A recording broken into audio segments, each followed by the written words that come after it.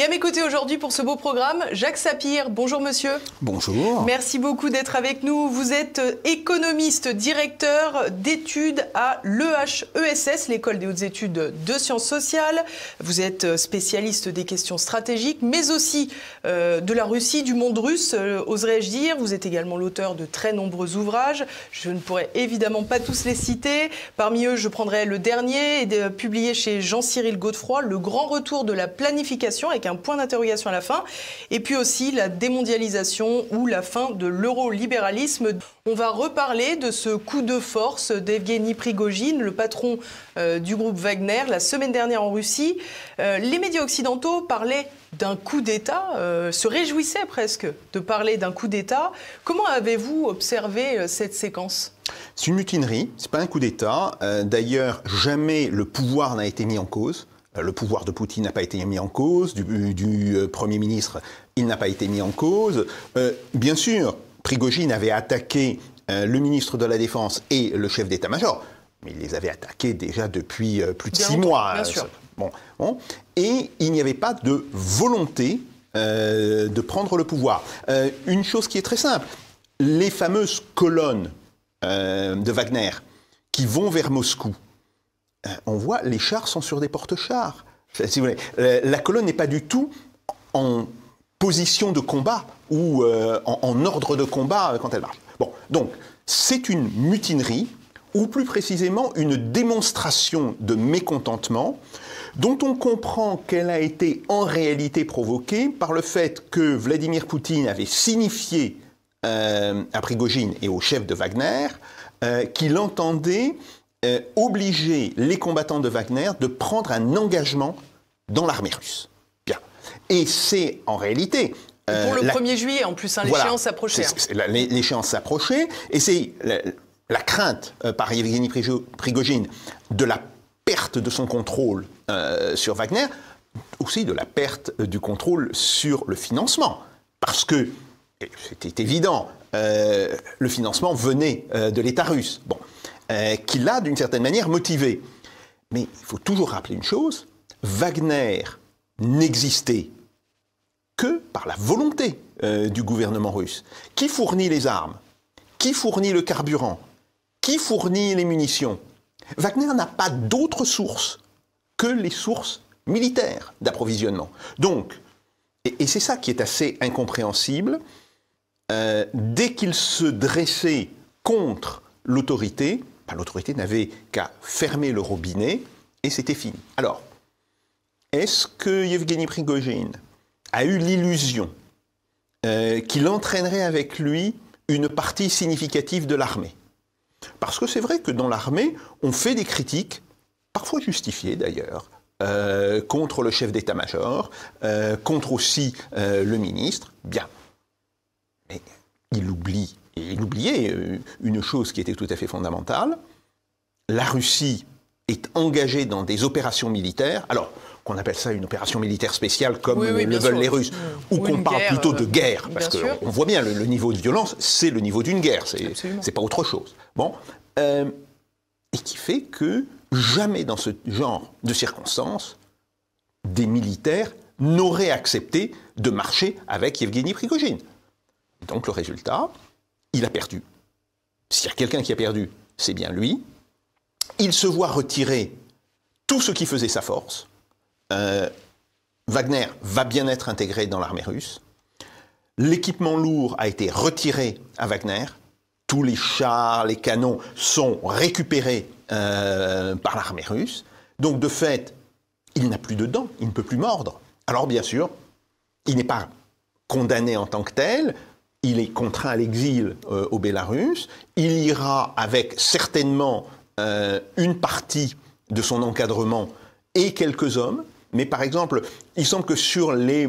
On ne connaît pas exactement les effectifs de Wagner, mais on peut penser qu'il y a entre 25 000 et 30 000 combattants, plus des gens qui sont à l'arrière, qui s'occupent des services logistiques. Bon, que sur les 25 000 à 30 000 combattants de Wagner, visiblement, pas plus de 5 000 l'ont suivi. Ça reste très faible. Surtout au regard de l'armée russe. Tout à fait. Ça reste extrêmement faible. Et donc, il a perdu de manière très nette Vladimir Poutine a réaffirmé son pouvoir. Alors, je ne dis pas que Vladimir Poutine n'est pas embêté par ce qui s'est passé.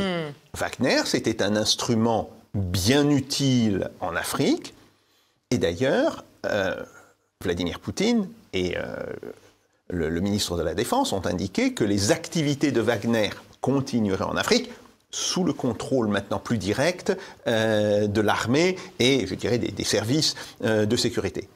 Voilà. Ce n'est pas plus que cela, mais ça montre bien qu'il y a eu là un problème dans la gestion d'une forme que l'on voulait, si vous voulez, discrète de la puissance russe. Il faut toujours se demander pourquoi est-ce que Wagner a été créé. Parce que, si vous voulez, c'est pas tellement dans la tradition de la Russie d'utiliser ce genre d'instrument. Alors d'abord, il y a par contre une véritable tradition depuis les années 90 de forces paramilitaires.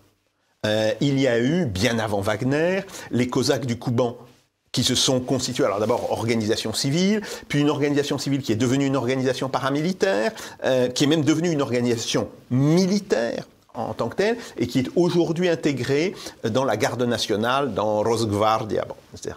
Mais il y a eu toute une série de ce type d'organisations, et puis surtout, il y avait l'exemple donné par les États-Unis. Blackwater, l'usage justement de ces sociétés militaires privées en Irak. Et peut-être une chose que les Russes... Alors, les Russes ont vu évidemment tous les avantages qu'il y avait à avoir ce type d'instrument, ce qui permettait d'intervenir, sans être directement présent. Ils n'ont peut-être pas mesuré les inconvénients que cela pouvait avoir.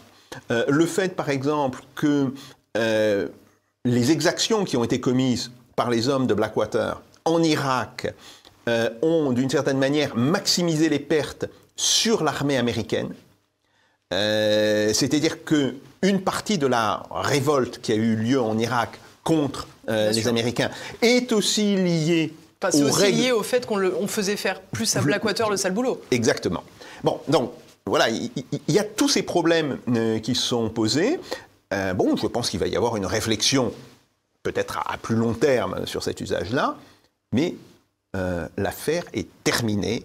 Si vous voulez, comme on dit, l'incident est clos, comme on dit à l'Assemblée nationale, et très clairement, il n'y a pas eu d'affaiblissement de Vladimir Poutine. Alors, ce sur quoi j'aimerais revenir aussi, Jacques Sapir, c'est qu'on a vu, souvent, nous sommes taxés, typiquement, je suis pro-russe, bien sûr, pour les médias du système. Pour autant, on a quand même constaté des gens qui parfois perdaient un peu la raison. Et j'aimerais vous faire revenir sur un terme en russe, à savoir le maskirovska, qui a fleuri sur les réseaux sociaux pour justifier finalement un pas de deux entre Prigojine et Vladimir Poutine, une forme d'entente pour organiser un grand complot pour l'Occident, etc. Enfin bon, un truc qui était un peu compliqué à comprendre, à mon avis, par eux-mêmes.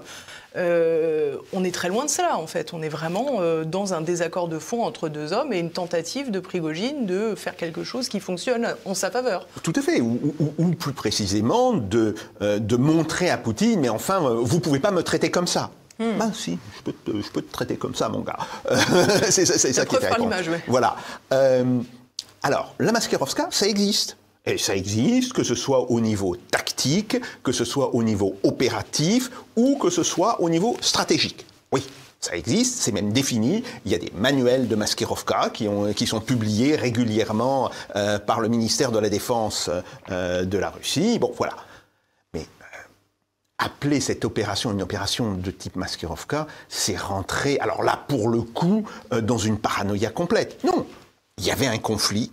Ce conflit ne touchait pas au pouvoir, il touchait tout simplement la question.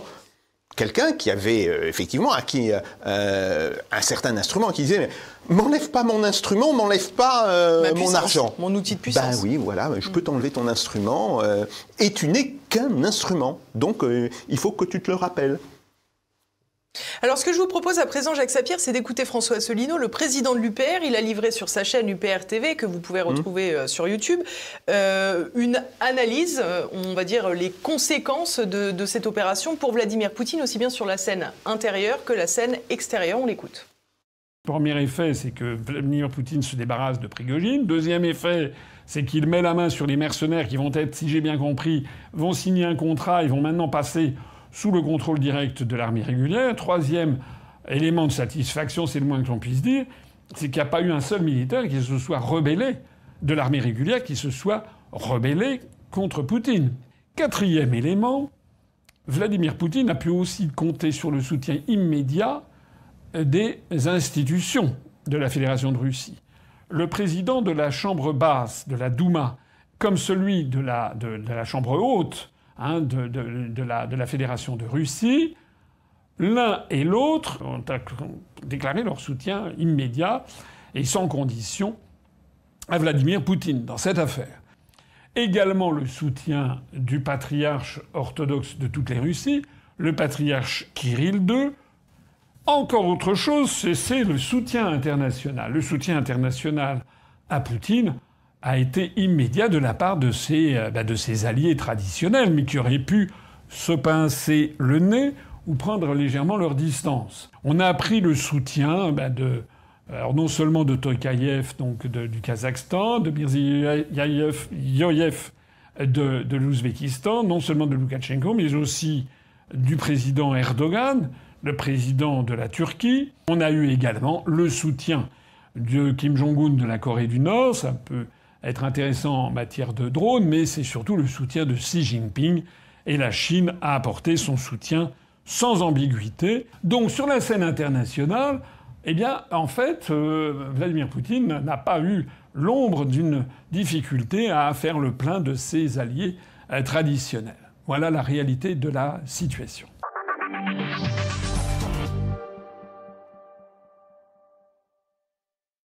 Alors partagez-vous cette analyse de François Asselineau que j'allais qualifier de tout bénef pour Vladimir Poutine? Oui, très largement. Alors, je serais peut-être un petit peu moins optimiste parce que ça va imposer une forme de réflexion et de reconfiguration de l'appareil militaire officiel et officieux. L'ordre établi. Bon, d'accord. Mais oui, sur le fond, il a entièrement raison. On pourrait même ajouter que les grands chefs de l'armée ont immédiatement apporté leur soutien à Vladimir Poutine. Chose qui n'est pas su et qui même est niée aujourd'hui dans la presse occidentale, c'est que Sourovikine a été un des premiers à soutenir Poutine. Donc, il y a eu toute une tentative d'intoxication, de dire oui, il y a une purge qui va se passer dans l'armée, Sourovikine est arrêté.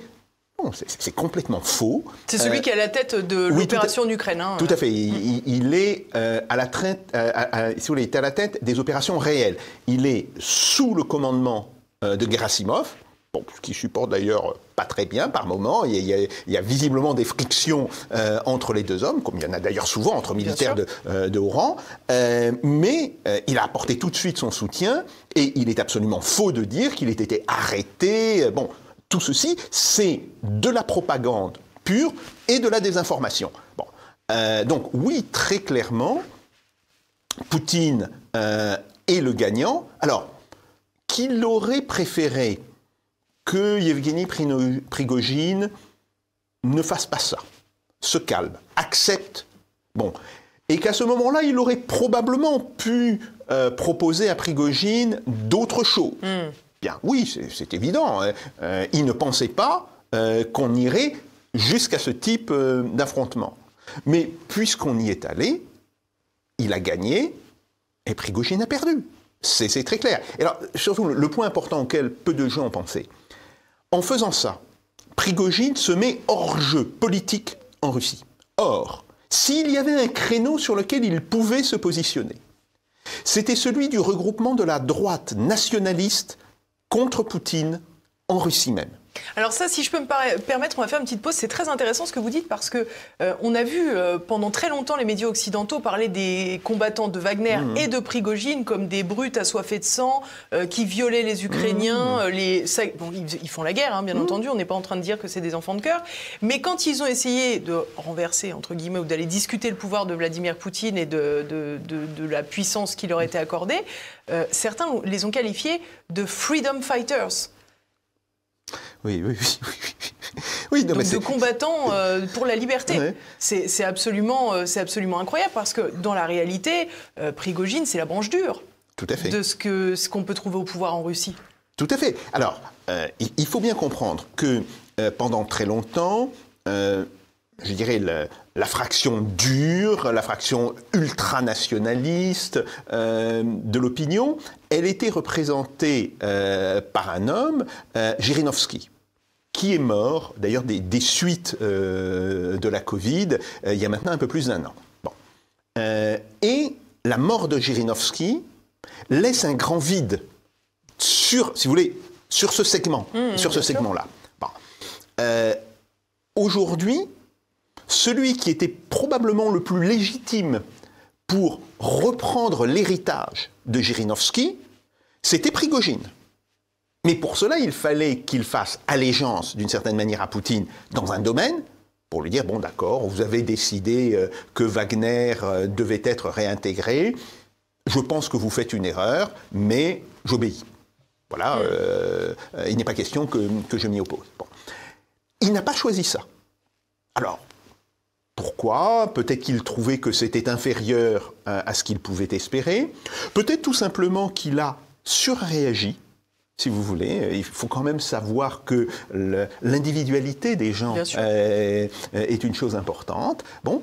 Mais le point qui est essentiel, c'est que désormais, personne ne peut légitimement aspirer à reprendre la totalité de l'héritage de Zhirinovsky.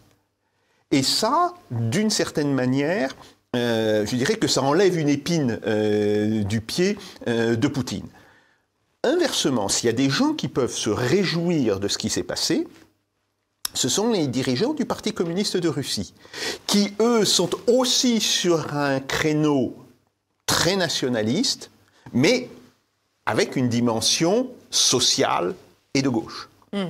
Et là, ils peuvent tenter, et je ne serais pas étonné par ailleurs qu'ils le fassent dans le cadre de la campagne électorale qui s'ouvrira pour l'élection présidentielle de 2024, je ne serais pas du tout étonné qu'il tente une opération de séduction vers l'électorat de Zhirinovsky, parce qu'on sait, si vous voulez, par des études depuis maintenant plus de 25 ans, on a vu que l'électorat du KPRF et l'électorat du LDPR, donc KPRF, ce sont les communistes, le LDPR, c'était Zhirinovsky, ce sont des électorats qui sont assez poreux réciproquement. Surtout si le côté patriote a une fibre sociale. Tout à fait, tout à fait. Et donc, comme personne, et je ne vois pas quelqu'un qui est aujourd'hui la stature de Zhirinovsky, ne pourra remplacer Zhirinovsky, en tous les cas pas dans l'immédiat, s'il y a des gens qui peuvent se réjouir de ce qui s'est passé, c'est bien les gens du KPRF. Donc si je résume pour l'échiquier franco-français, on dirait que Mélenchon ferait plus du Georges Marchais que du Clémentine Autain. Oui, tout à fait, si vous voulez. Alors, bon, c'est même au-delà. C'est même au-delà. Mais c'est ce qui serait intéressant, si vous voulez. On serait dans une situation où un chef nationaliste, qui avait donné des gages au Kremlin, il ne faut pas non plus se faire trop d'illusions, meurt, il n'est pas remplacé. Tout le monde regarde vers son héritage, et celui qui était le plus légitime pour aspirer à cet héritage se discrédite. Donc, voilà. Et ça ouvre un véritable espace supplémentaire au KPRF, qui, il faut le rappeler, est aujourd'hui la seule opposition structurée à Vladimir Poutine. On vous répondrait évidemment, il a mis Navalny en prison. Oui, mais Navalny n'a jamais représenté plus de 1 ou 2%. Et s'il y a une opposition en Russie, alors on peut dire oui, mais regardez cette opposition, elle a accepté de travailler avec Vladimir Poutine. Je rappelle que dans la guerre de 14-18, il y avait bien eu l'Union sacrée. Et que d'une certaine manière, l'opposition parlementaire avait fait bloc avec le gouvernement pour la conduite de la guerre. Bon, donc, c'est la réelle opposition à Vladimir Poutine, et je pense qu'ils ne sont pas dans une mauvaise position à la suite de ce qui vient de se passer, et ils peuvent dire, regardez où vous mène cette espèce de discours très ultranationaliste. Bon, un discours ultranationaliste qui n'est pas enraciné dans des revendications sociales, ça vous mène à l'aventure, ça mène à des ambitions qui sont purement des ambitions personnelles, tirer un petit peu les leçons de ce qui s'est passé avec Prigojine. Là, je pense qu'ils peuvent avoir un véritable créneau de développement. Et un discours, j'allais dire, anti-guerre en Ukraine, en Russie, il a sa place sur l'échiquier politique, où personne ne conteste l'intérêt de ce conflit, la nécessité même, j'allais dire, de ce conflit. Alors, il existe, si vous voulez, il n'a pas sa place politiquement parce que le pouvoir russe, le gouvernement, a établi des règles qui sont extrêmement restrictives, mais on peut penser qu'il y a grosso modo... Ce qui n'est pas un cas isolé, soit dit en passant, parce que même l'état d'urgence implique certaines règles pour la presse. Ah, tout à fait, tout à fait. Bon, j'entends en France. Voilà, et je dois dire, ce serait la même chose si on regardait ce qui se passe dans la guerre de 14-18. Toute une série de gens qui tenaient des propos pacifistes ont dû s'exiler en Suisse. Donc, faut quand même rappeler cela. Bon, oui, mais ça existe, ça doit représenter entre 15 et 20% de l'électorat, classiquement, si vous voulez. Même si le départ en exil, parce qu'on peut penser qu'il y a aujourd'hui à peu près 500 000 Russes qui, l'année dernière, ont choisi de s'exiler. Je ne parle pas des Russes qui vivaient à cheval entre l'étranger et la Russie, mais des gens qui étaient vraiment bien insérés en Russie et qui ont choisi de s'exiler. Bon. Et la disparition de ces gens affaiblit d'autant ce courant, je dirais, qui serait plutôt pour dire non, il faut arrêter immédiatement la guerre, etc. Ce qui est très significatif, c'est que quand on pose la question aux Russes, les Russes disent oui, il faudrait qu'on arrive à une paix, bon, ce qui est assez normal, oui. Mais une paix à nos conditions. Je crois qu'ils sont pratiquement 78% à avoir répondu ça. Ça démontre en réalité... Après nos conditions, j'imagine que chaque personne ne met pas forcément les mêmes choses derrière. Ça veut dire, non, si, c'était détaillé dans le sondage, c'était garder les territoires qui ont été rattachés. Alors, pour la Crimée, c'est massif, c'est 94%. Bon, la Crimée, elle était intégrée depuis 2014. Tout à fait. Pour la République de Donetsk et la République de Lugansk, qui maintenant sont devenus des oblasts de la Fédération de Russie, c'est aussi très élevé. C'est autour de 80%. C'est un petit peu moins élevé, autour de 60%. Pour les deux autres, Zaporijjia et Kherson. Voilà, pour les deux autres. Alors, si vous le voulez bien, Jacques Sapir, on va passer au deuxième grand temps de cette émission. On va parler économie. On se rappelle de notre Bruno Le Maire national, notre ministre de l'économie, à nous, qu'on aime tant, parce qu'il nous fait beaucoup rire et écrit de merveilleux ouvrages, comme vous avez pu le constater. Il avait annoncé qu'il mettrait l'économie russe à genoux. Dans la même lignée, l'Union européenne a pris des trains de sanctions successifs. Nous sommes aujourd'hui, je crois, au 11e, il me semble. 12e, vous voyez, j'en avais même oublié un, tellement ils s'enchaînent. Aujourd'hui, Jacques Sapir, que disent les chiffres sur l'économie russe? Alors, très clairement, les chiffres actuels sont très bons. Comment regarder ça de manière avec un petit peu de recul? Bon.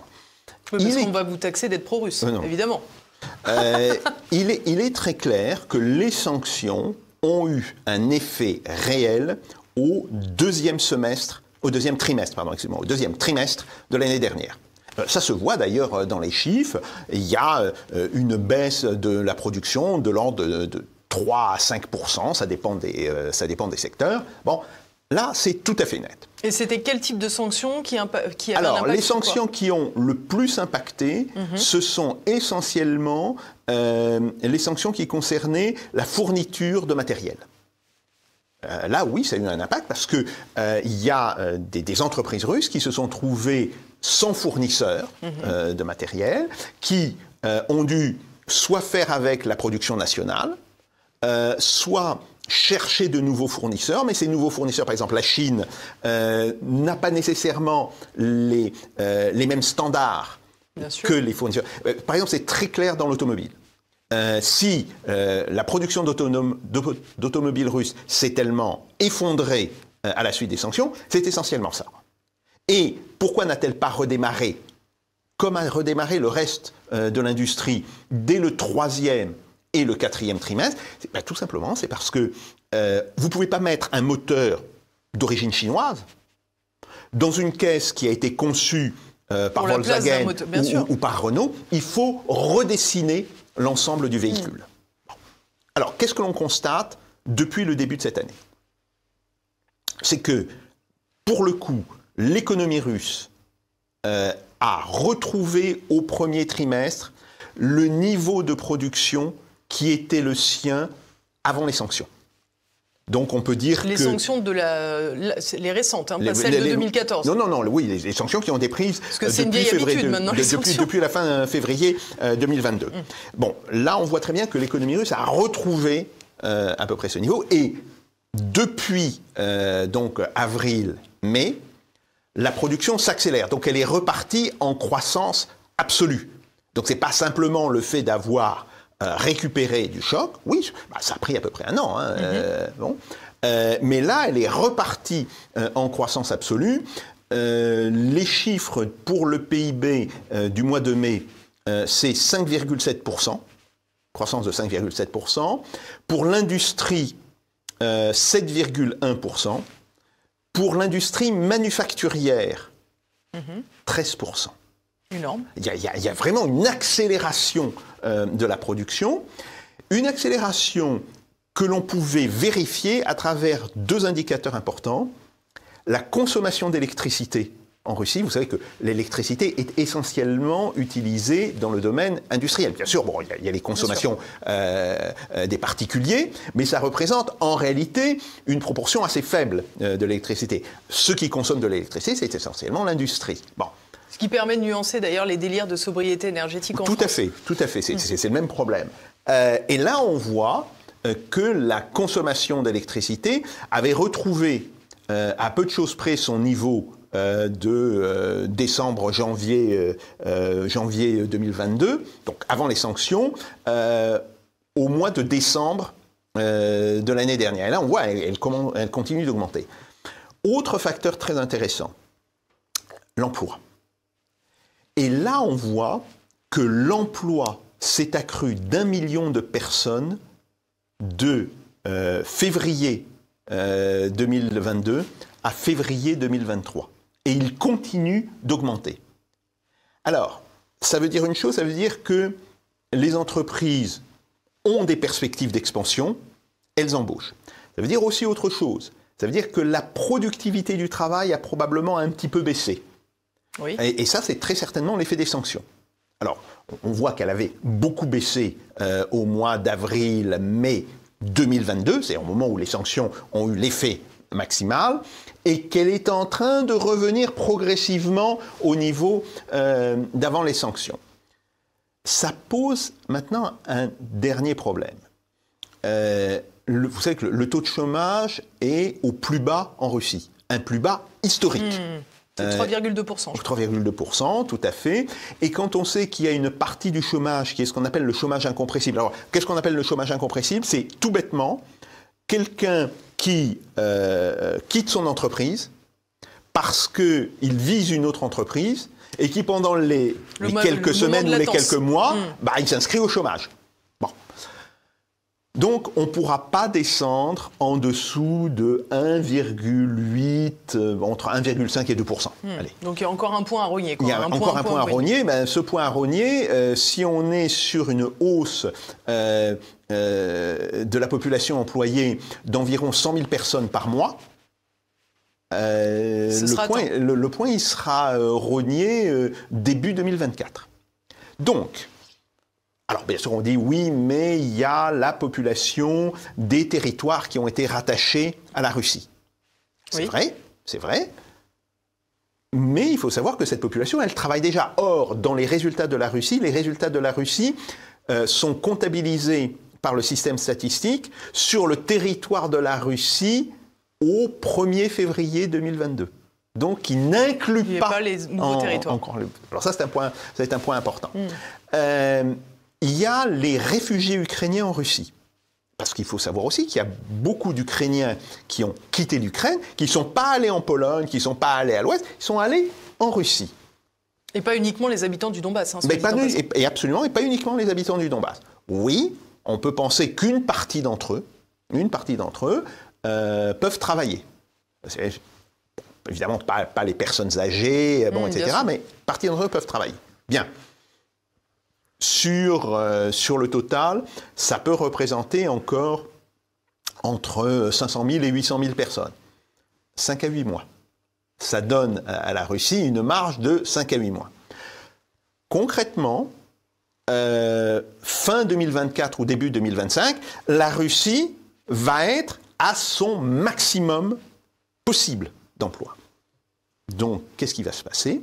Alors, bien sûr, ils peuvent chercher à accroître la productivité, ils vont faire appel à des machines chinoises, bon, très bien.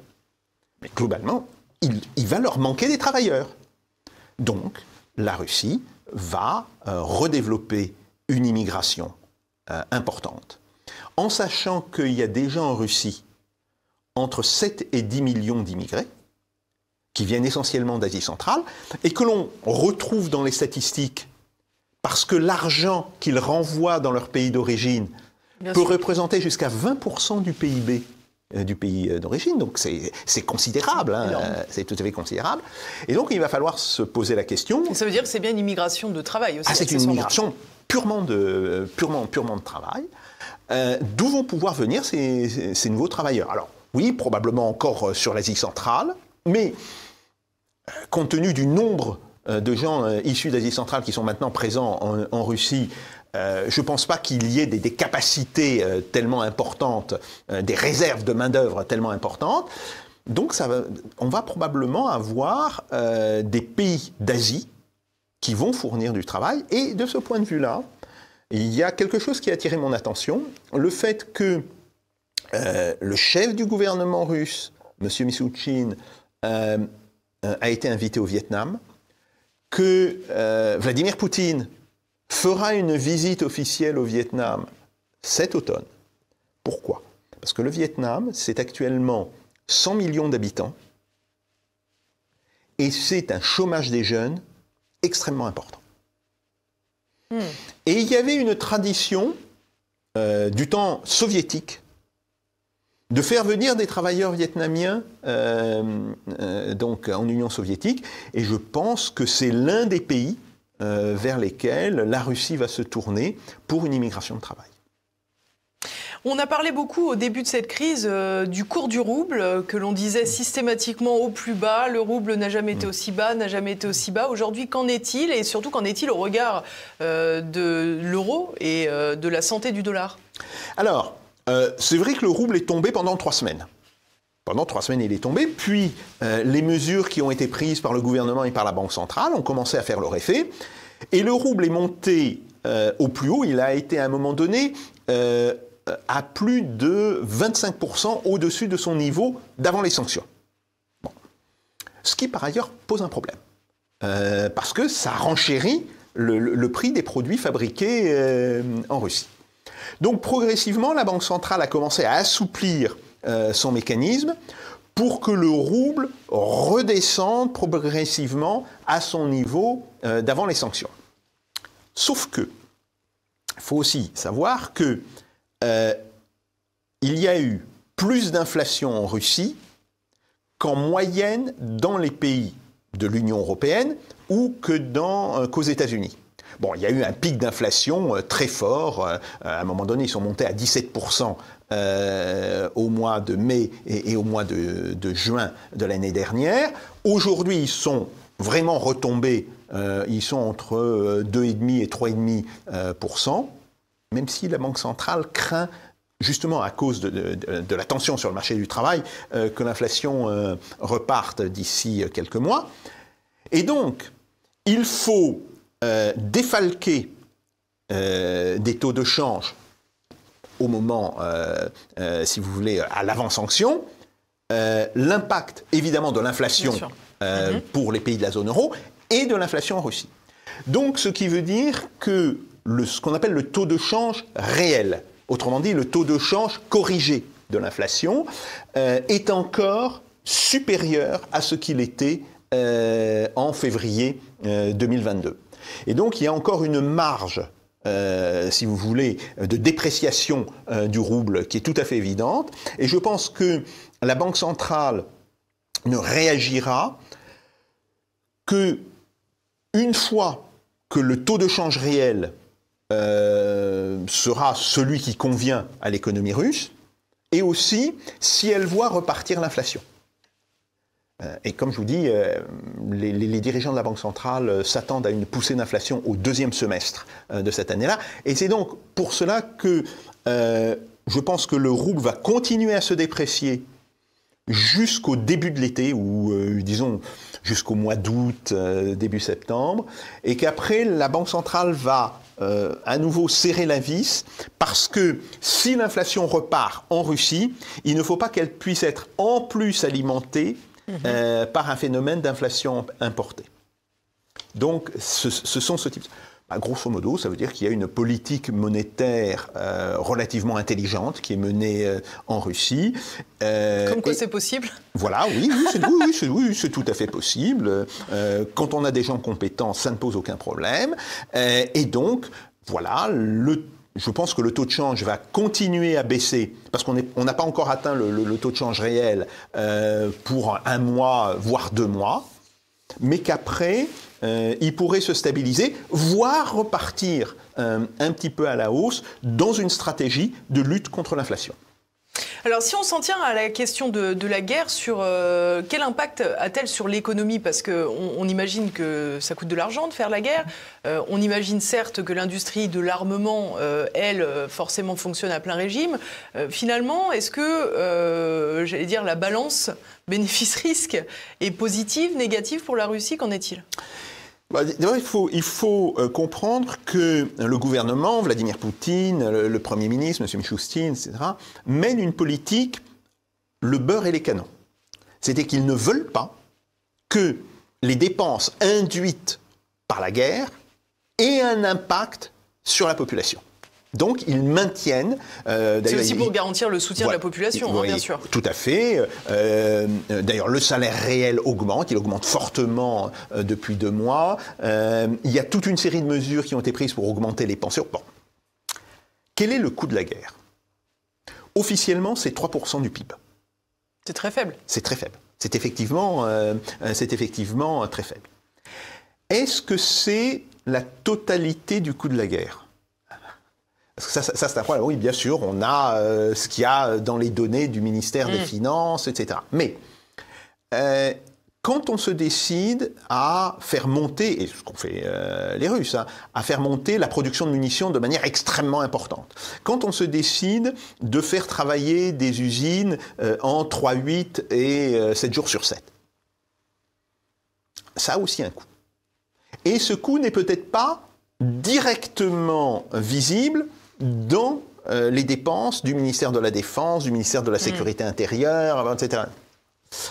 Donc, je pense que ce chiffre de 3% du PIB, c'est un minimum.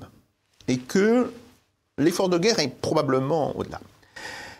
Quel est l'impact sur l'industrie russe? Alors, oui, très clairement, la montée des productions militaires a eu un impact positif. Parce que bon, vous produisez plus d'obus. Actuellement, la Russie est sur un rythme annuel de production qui est de 2 millions d'obus de 152 mm. Je ne parle pas pour les autres munitions, mais qui est de 2 millions d'obus de 152 mm par an, alors que les États-Unis sont sur une production d'environ 500 000, 4 fois moins. 4 fois moins, pardon. 4 fois moins. 2 millions. Et que les autres pays de l'OTAN, agrégés, sont probablement autour de 400 000. Donc, très clairement, l'industrie... On parle que des obus, mais on ne peut pas dire qu'on reprenne une supériorité sur le reste de l'armement. Hein. Tout à fait. Donc, mais très clairement, l'industrie russe, là, a pris de l'avance par rapport aux industries des pays de l'OTAN. Bon. Or, quand vous produisez des obus, il faut des produits chimiques. La charge explosive, mais aussi ce qui propulse l'obus. Tout ça, c'est des produits chimiques. Donc, ça développe votre industrie chimique. pour faire un obus, il faut de l'acier, il faut de la fonte, etc. Donc, vous tirez un petit peu plus d'autres industries. Et puis, si on sort des obus, qui sont quand même assez basiques, et si on regarde la production de chars, d'avions de combat, d'hélicoptères, etc., tout ceci fait monter la production. Ce qui est clair, c'est qu'aujourd'hui, il y a bien une montée des industries qui sont à potentiel militaire. Par exemple, l'industrie électronique et l'industrie des composants électriques s'est accrue de 30% par rapport au début de l'année dernière. Mais est-ce qu'on ne peut pas redouter carrément un effet bulle, finalement? Alors, un effet bulle, non, parce que ce n'est pas une bulle, c'est des choses réelles. Oui, mais quand la guerre n'existera plus, quand ça sera arrêté. Ça sera bien entendu le problème classique. Une fois qu'on reviendra dans une situation de paix, il y aura un problème de reconversion. Alors, il faut quand même dire que la Russie, pour l'instant, les Russes n'ont pas réellement converti des entreprises civiles. Ils se contentent de faire tourner à plein régime les industries de défense, les usines de défense. Mais on ne peut pas exclure complètement qu'ils commencent à convertir des usines civiles. Oui, il faudra prévoir à ce moment-là la reconversion. Mais surtout, ce qui est très intéressant, c'est qu'on voit que des productions qui, elles, sont typiquement civiles, production de vêtements, production alimentaire, montent aussi vite que le reste. La production alimentaire monte sur un rythme de l'ordre de 15% par an. La production de vêtements monte autour de 12% par an. Mais comment on l'explique alors? C'est parce qu'ils exportent davantage? Non, c'est parce qu'ils remplacent des produits importés. Et ça, c'est quelque chose d'extrêmement important. Le mécanisme de substitution aux importations, alors, qui prend du temps quand il s'agit de substituer des équipements pour l'industrie, oui, mais qui est beaucoup plus rapide dans le domaine de l'agroalimentaire, en plus appuyé sur une agriculture russe qui est de plus en plus puissante, qui ne cesse de monter en puissance depuis maintenant plusieurs années. Ça date pas de hier. La montée en puissance, elle date de 2015-2016. Accessoirement aussi un peu des sanctions oui, avec la première partie de la guerre. Tout à fait, mais aussi des contre-sanctions. C'est-à-dire à partir du moment où la Russie a décidé de ne plus importer de produits alimentaires, c'est ce qui a ouvert un énorme marché. Et concrètement, on voit que les effets de substitution sont désormais très visibles dans le domaine des industries de consommation. On commence à le voir dans les industries plus lourdes et on commence surtout à voir le redémarrage de certaines branches industrielles qui ont terminé le processus d'adaptation à des nouveaux fournisseurs. Prenons le cas de l'automobile. L'industrie automobile est tombée au plus bas à 15 000 véhicules mois. 15 000 véhicules mois, c'est très faible. Très faible. Bon. Elle était remontée à 26 000 véhicules mois en moyenne au premier trimestre. Et là, elle vient de passer à 42 000.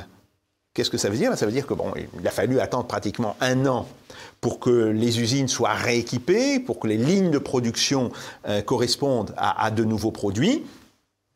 Ce rééquipement est en passe d'être terminé et immédiatement, l'industrie automobile redémarre et ça va très certainement porter encore plus le développement industriel, au moins pour les 6 prochains mois.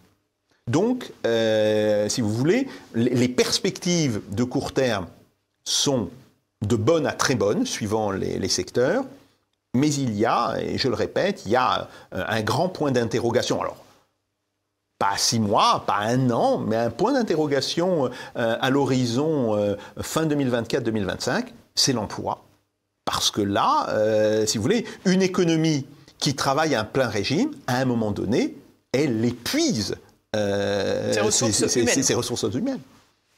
Alors, vous avez évoqué tout à l'heure la question otanienne avec ces armes qui sont fournies et donc une production qui est également repartie à la hausse. On sait qu'il y a un sommet dans quelques temps à Vilnius. Sera discutée notamment l'adhésion de la Suède à l'OTAN. On sait que Recep Tayyip Erdogan, le président turc, joue finalement son veto sur cette question et est en droit d'imposer plus ou moins ses desiderata à l'OTAN. On a vu également qu'il n'a pas tardé à manifester son soutien à l'égard de Vladimir Poutine lors de l'opération de Prigojine, ce qui était très important. Et François Asselineau le dit d'ailleurs dans sa vidéo, qui était un peu le parallèle et, j'allais dire, la récompense à Vladimir Poutine après le coup d'État tenté, sans doute avec un lien américain il y a quelques années. Pour vous, comment voyez-vous ce sommet ? Finalement, la Turquie va-t-elle devenir un arbitre incontournable dans les mois qui viennent ? Elle est déjà un arbitre incontournable. C'est déjà le cas. Voilà un pays de l'OTAN qui n'applique pas les sanctions. C'est quand même extrêmement important. Un pays de l'OTAN qui a demandé son adhésion aux BRICS. Alors, bon, je pense qu'il y aura des discussions, ils ne vont pas rentrer comme ça au BRICS, mais voilà, c'est ça. Non, c'est très clair qu'aujourd'hui, la Turquie est devenue un pays pivot, un acteur clé de ce qui se passe, et il faut un petit peu se décentrer. Nous avons, nous en France, et plus globalement en Allemagne, en Italie, etc., nous avons notre attention complètement polarisé par ce qui se passe en Ukraine. Bon, il y a des raisons, hein, c'est vrai, ce qui se passe est tout à fait dramatique, des gens meurent, des deux côtés. Bon. Mais, quand vous regardez la presse indienne, la presse de Singapour, la presse indonésienne en anglais, je ne parle pas d'indonésien, je vous le dis tout de suite, bon, la presse des pays arabes en anglais, et vous voyez que la guerre en Ukraine n'est qu'un élément, et pas nécessairement un élément tellement important dans l'ensemble des problèmes mondiaux. Et que beaucoup de pays qui n'approuvent pas nécessairement la position de la Russie, mais considèrent d'abord que la Russie ne fait que ce que les autres pays occidentaux ont fait dans d'autres cas, donc pourquoi prendre parti ? Bon. Que c'est une histoire entre occidentaux, donc on ne va pas s'en mêler. Donc c'est amusant de voir qu'ils intègrent totalement la Russie dans l'Occident, alors. Alors, pas totalement, justement. Mais disons, bon, voilà, votre histoire, débrouillez-vous-en. Nous, ça ne nous concerne pas. Par exemple, la position des pays africains. La position des pays africains dit, c'est pas notre problème. Alors certains veulent quand même tenter de faire avancer des accords de paix. C'est aussi un jeu pour avancer. Mais bien sûr, l'Afrique du Sud, parce que l'Afrique du Sud a des relations avec les pays occidentaux, comme elle a d'excellentes relations avec la Russie et avec la Chine. Et elle se dit, pourquoi pas, ça serait un bon coup, nous sommes au centre. Bon, malheureusement, ça n'a pas réellement réussi. Et la manière dont les délégations africaines ont été traitées, en particulier par les Polonais, est absolument scandaleuse. Absolument scandaleuse. Si vous voulez, les Polonais ne les ont pas laissés passer vers la Russie. Bon. Donc, on a cette situation dans le reste du monde, alors, le reste du monde qui est, grosso modo, entre les 2 tiers et les 3 quarts de la population mondiale. Hein. C'est quand même extrêmement important. Et un pays comme la Turquie se dit, c'est visiblement son projet stratégique, pourquoi ne pas jouer le rôle de pivot entre un monde occidental qui est en déclin, un monde d'Asie qui est en pleine expansion, le reste du monde qui se rapproche de l'Asie et qui se détourne progressivement du monde occidental, pourquoi ne serions-nous pas l'intermédiaire entre les deux, voire le pivot entre les deux ? C'est un calcul qui est parfaitement rationnel. Quoi que je pense de M. Erdogan, là, je dois dire qu'il joue sa carte, et il joue sa carte de manière assez logique. Donc, et ça, ce sont des choses que nous n'avons pas compris. Par exemple, chaque fois que le président Macron cherche à imposer le point de vue occidental à des pays du Grand Sud, non seulement il n'est pas écouté, il n'est même pas entendu, mais surtout, il ne comprend pas qu'il est hors sujet. Ce que demandent désormais les pays du Grand Sud, c'est qu'est-ce que vous avez à nous proposer? C'est pas prenez parti pour un tel ou un tel. Et non, c'est pas notre problème. Bon, c'est qu'est-ce que vous avez à nous proposer concrètement pour notre développement? Oui, les Chinois, ils nous proposent des choses. Oui, les Russes, ils nous proposent des choses. Oui, la structure des BRICS, elle propose une forme d'alliance ou une forme d'ordre international, non pas sur l'ensemble de la planète, mais sur une grande partie de la planète, où nous pouvons peut-être retrouver nos intérêts. La nouvelle banque de développement, oui, c'était quelque chose d'intéressant. Qu'est-ce que nous avons à dire à cela? Et l'exemple archétypal, c'est l'ambassadeur LGBT qui a été envoyé au Cameroun. Attendez, que vous dites à un pays, mais ça, vous n'avez pas besoin d'envoyer un ambassadeur, vous pouvez le faire passer par les canaux diplomatiques. Bon, vous avez des mesures qui sont des mesures discriminatoires. Bon, après, le problème, c'est que c'est le problème de la souveraineté du pays. On peut nous considérer que ce sont des mesures discriminatoires, mais surtout, envoyer un ambassadeur spécifique sur ces questions-là, alors que au Cameroun, on attendait plutôt des propositions sur le développement, c'est hors sujet. Et une tentative d'ingérence en plus ratée. Oui, mais surtout, on est hors sujet, si vous voulez. Et c'est ça qui est dramatique. Après, on va dire, oui, la perte d'influence française en Afrique, c'est Wagner. Alors, je ne dis pas que Wagner n'y contribue pas, mais pourquoi Wagner peut-il y contribuer? Parce que nous sommes désormais systématiquement hors sujet. Même chose pour les États-Unis. Et tant qu'on ne comprendra pas ça, et tant qu'on ne comprendra pas qu'il y a une demande massive en termes de développement, et que les gens qui sont capables d'y répondre sont les gens qui pourront parler à ces pays, et que pour l'instant les seuls qui le font, ce sont la Chine, l'Inde et la Russie, eh bien on n'avancera pas. Ou même, on va continuer de reculer. Et donc ça, c'est un point absolument essentiel dans le nouvel ordre mondial, si tant est qu'il existe. Il ne faut pas l'écrire sur YouTube parce que sinon il y a une bannière. Oui, je sais. Mais vous savez que le terme de nouvel ordre mondial, en fait, c'est un terme qui est très ancien, qui vient en fait des travaux de Grotius, Hubert de Groot, qui est le premier à avoir pensé à un ordre mondial à travers la souveraineté des États, et que c'est une notion de science politique parfaitement acceptable, si vous voulez. Sauf pour l'algorithme bête et méchant. Vous avez dit tout à l'heure, tous ces pays, tous les BRICS, si je dois résumer, s'interrogent sur que peut encore nous offrir l'Occident. Et moi, j'ai une réponse un peu provocatrice à vous fournir. Je vais, pour ce faire, vous proposer d'écouter Christine Lagarde, la patronne de la BCE. Le changement climatique a un impact sur l'inflation. Et l'inflation est la bête noire de tous les banquiers centraux, qu'ils portent une veste verte ou non, parce qu'il affecte nos bilans. Qu'il s'agisse d'un bilan de 3 ou de 7 milliards, il est affecté par le changement climatique.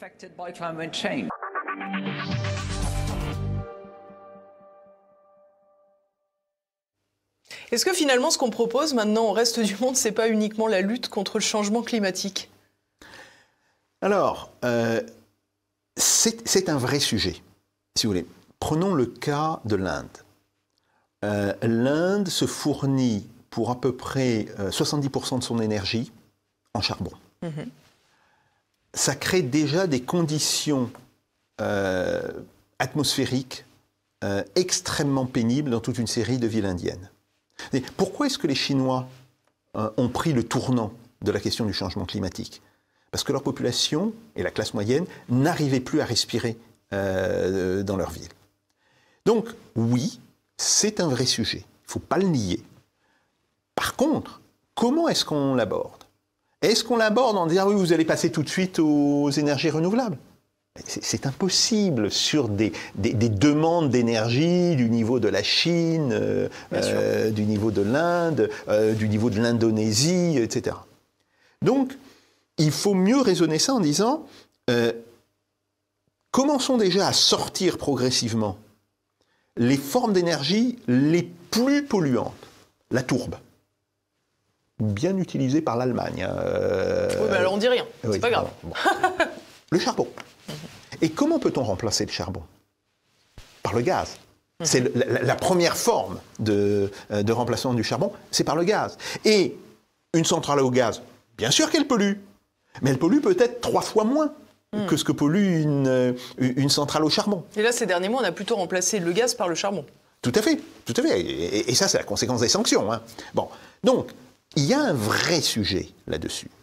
Ce sujet, c'est un sujet qui est peut-être à 1500 milliards de dollars d'investissement, peut-être 2000 milliards de dollars. Ce sont des sommes colossales.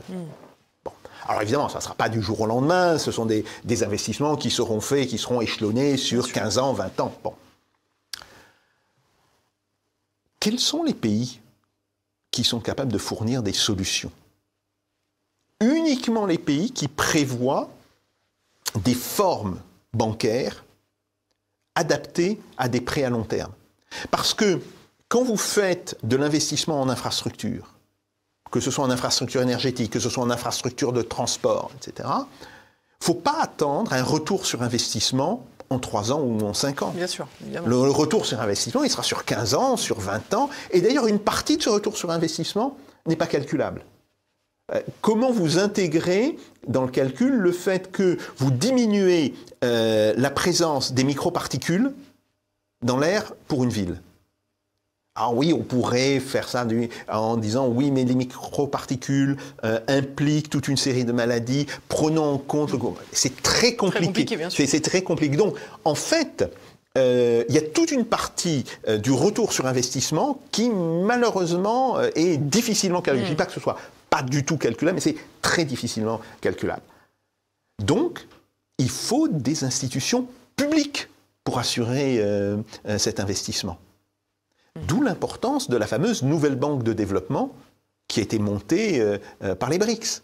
Et pourquoi est-ce qu'il y a aujourd'hui 19 pays, dont 9 sont désormais identifiables?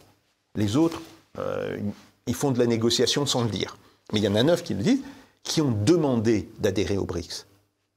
C'est parce qu'ils voient là l'existence d'une dynamique importante. Bien sûr. Bon, outre une dynamique géopolitique qui permet une forme de réconciliation entre l'Iran et l'Arabie Saoudite, quand même essentielle. Sous l'égide de la Chine? Tout à fait. C'est la fin de la guerre au Yémen qui se profile. Et accessoirement, c'est aussi le décollement de l'Arabie Saoudite des États-Unis. Tout à fait, tout à fait. Alors, pas un décollement total. Bien sûr. Pas un décollement total, mais...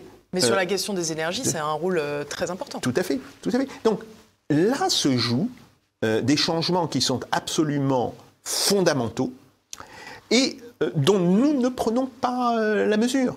Mais justement, c'est là où je voulais en venir, même si ma question au départ était un peu compliquée avec Christine Lagarde, on partait très loin, mais finalement, comment on peut expliquer l'attitude aujourd'hui, par exemple, de l'Union européenne, si on se concentre sur elle, qui nous rebat les oreilles avec le réchauffement climatique, tout en acceptant que l'Allemagne rouvre des centrales à charbon, qui regarde les mains dans le dos parce qu'elle ne peut rien faire, la Chine qui rapproche l'Arabie Saoudite de l'Iran, qui regarde finalement et qui applaudit des deux mains les sanctions contre la Russie qui nous empêchent de faire venir des énergies, du gaz notamment, à bas coût, mais qui l'accepte par d'autres canaux plus chers. Enfin, il y a un moment, on a l'impression que tout est tellement surréaliste qu'il doit y avoir une explication là-dedans. Si vous voulez, peut-être la meilleure explication, c'est la bêtise. Rappelez-vous de ce qu'avait dit Michel Rocard, qui avait dit quand j'ai le choix entre un complot et la bêtise, je choisis la bêtise parce qu'un complot, ça demande beaucoup de qualité et beaucoup d'intelligence. La bêtise est beaucoup plus répandue. Alors, je suis assez d'accord avec vous, mais je ne sais pas si vous connaissez sur Internet, vous savez, il y a les challenges avec la bouteille d'eau. Ouais. Et même les plus nuls, au bout de 15 fois, quand ils lancent la bouteille d'eau, il y a toujours un moment où la bouteille d'eau a fini par tomber dans le bon sens. Bah, nous, on n'y arrive pas. Oui, jamais. Mais parce qu'on n'a pas essayé 15 fois, peut-être qu'il nous faudra 50 ans pour essayer 15 fois. Non, si vous voulez, le fond du problème, c'est qu'aujourd'hui, nous avons des hommes politiques, alors français, italiens, allemands, bon, etc., qui sont plus intéressés par la communication que par le fond des dossiers. Ça se voit par exemple sur les mécanismes européens de prix de l'énergie. Ces mécanismes étaient voulus par les Allemands, c'est eux qui ont fait pression, pour attaquer l'un des rares avantages compétitifs qu'avait la France. Bien. Le nucléaire. Bon. On aurait dû résister. Ils se sont beaucoup servis du rôle de leur fondation. Là-dessus, il y a un papier qui a été fait par l'école de guerre économique que je conseille à tout le monde de lire parce que il établit, si vous voulez, un constat de l'implication de toute une série de fondations allemandes autour de cette question qui est tout à fait remarquable. Le véritable problème, c'est qu'il faudrait dire, nous sommes dans une logique de mélange d'énergie. Nous devons d'abord commencer à sortir les énergies les plus polluantes. Donc, une énergie qui est polluante mais qui l'est moins qu'une autre, peut être à un moment donné intéressante. Mm-hmm. Le gaz, bon. Le nucléaire, alors, bien sûr, le nucléaire n'est pas parfait. Mais le nucléaire, c'est mieux que du charbon et que de la tourbe. C'est même mieux que du gaz. C'est même mieux que du pétrole. Bon. Donc, si vous voulez, il faut sortir de l'idée « nous allons faire le mieux » pour dire « non, nous allons faire au mieux par rapport au reste ». Autrement dit, oui, petit à petit, de moins en moins pire. On va aller ainsi dans cette direction. Et ça, c'est un raisonnement qui est pourtant un raisonnement technique, un raisonnement de bon sens, mais qui ne parle pas à l'émotion des gens. Si vous dites « oui », on va améliorer les choses progressivement. Et si vous avez à côté de ça une autre personne qui leur dit « non, non, non, non, non, le progressif, moi, ce que je vous propose, c'est d'aller immédiatement à quelque chose qui soit parfait, où vous aurez toute l'énergie que vous voulez, ça ne coûtera pas cher et ça ne polluera pas. » Mais ça n'existe pas. Voilà. Et si vous voulez, et le problème, c'est que c'est cette position qui est une position typiquement émotionnelle, qui, parce que nous sommes dans un monde où désormais les hommes politiques font plus de communication que de politique, qui a pris d'une certaine manière le pouvoir sur les techniciens et les gens qui raisonnent. Et là, on voit une divergence majeure entre le monde occidental. Alors, même si cette espèce de prise en main par la communication est peut-être moins importante aux États-Unis qu'elle est dans l'Union européenne. L'Union européenne est une espèce de cas d'école de ce point de vue-là. Ça ne fonctionne pas en Chine, ça ne fonctionne pas en Inde, ça ne fonctionne pas en Indonésie, ça ne fonctionne pas au Nigeria, ça ne fonctionne pas en République d'Afrique du Sud. Pourquoi ? Parce que les gens là sont face à des vrais problèmes et qui disent, bon, on ne va pas faire de la communication, on va chercher... Et ils veulent des gens qui vont régler les vrais problèmes. Et ils veulent des gens qui apportent des solutions concrètes, directement utilisables, et pas des gens qui vont leur parler de, oui, mais si on peut faire des super éoliennes... Pensez printemps. Voilà. donc voilà, il faut être dans le concret. Et ça, il y a une forme de retour à la réalité qui est absolument impérative aujourd'hui dans les pays occidentaux et dans les pays de l'Union européenne. Tant qu'on restera dans le domaine de la communication, si vous voulez, il y a une image qui décrit très bien ça. C'est une image de dessin animé. Vous savez, dans le dessin animé, très souvent, vous avez un personnage qui court, bon, qui arrive au bord d'une falaise et il continue de courir. Puis à un moment donné, il regarde, il voit qu'il court dans le vide et c'est à ce moment-là seulement où il tombe. Alors, ça porte un nom en économie, ça s'appelle la bootstrap economy. C'est le fait de tirer sur ses bottes pour pouvoir décoller. Bon. Nous sommes aujourd'hui non pas dans une bootstrap economy, nous sommes aujourd'hui dans une bootstrap politique. Autrement dit, une politique de l'illusion. Et le plus vite nous reviendrons à la réalité, le mieux ça vaudra. Eh bien, je vous remercie beaucoup, Jacques Sapir. Vous me fournissez une parfaite conclusion pour cette émission. Je vous remercie d'être venu. En attendant, chers amis, de vous retrouver la semaine prochaine. Portez-vous bien. À bientôt.